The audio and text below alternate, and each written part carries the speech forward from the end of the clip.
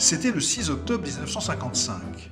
La DS était le clou du salon de l'automobile où le monde découvrait cette voiture conçue par André Lefebvre et Flaminio Bertoni sous la voûte du Grand Palais. 3 modèles sont alors exposés. Une DS verte, une DS aubergine, une DS champagne, mais avec le toit aubergine. La classe, quoi. Modèle d'innovation, de grâce et de prestige, elle incarne le savoir-faire et l'esprit d'avant-garde français.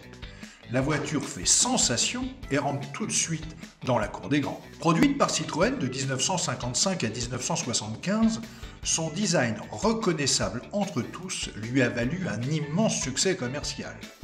Véritable révolution dans l'industrie automobile, elle a eu une influence considérable grâce à ses nombreuses innovations.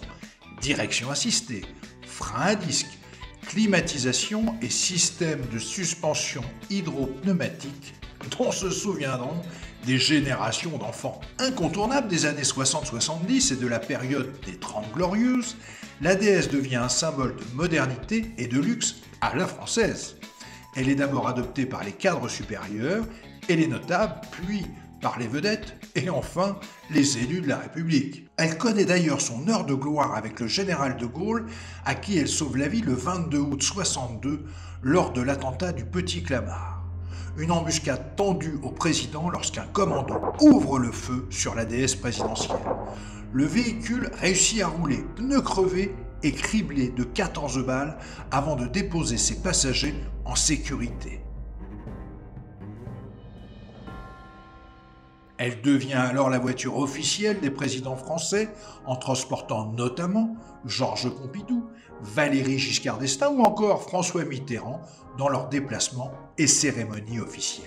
La DS a joué un rôle important dans la culture populaire française, tellement important qu'elle est même en 1957 le sujet d'un chapitre entier du célèbre ouvrage Mythologie de l'écrivain Roland Barthes qui voit en elle, ouvrez les guillemets, une création d'époque, consommée dans son image, sinon dans son usage, par un peuple entier qui s'approprie en elle un objet parfaitement magique. Fermez les guillemets. Grâce à une immense notoriété nationale et internationale, la DS devient totalement incontournable des films européens entre 1955 et 1980. Accrochez-vous, Les Tontons Flingueurs, Belle de jour, Retour vers le futur, La Grande Illusion, Le Cerveau, Le Serpent, Fantomas, Les Valseuses, Rabbi Jacob, Hibernatus, L'Aventure c'est l'aventure, Le Silencieux.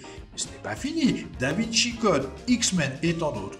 Finalement, pour une génération de cinéphiles, une voiture Madeleine de Proust.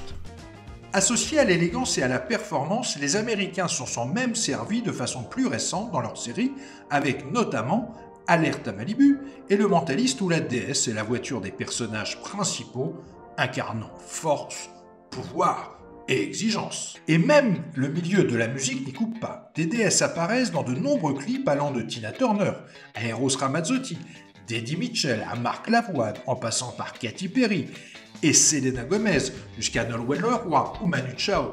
Une vraie icône de la pop culture. En 1999 à Los Angeles, elle remporte une 3e place au concours international de la voiture du siècle.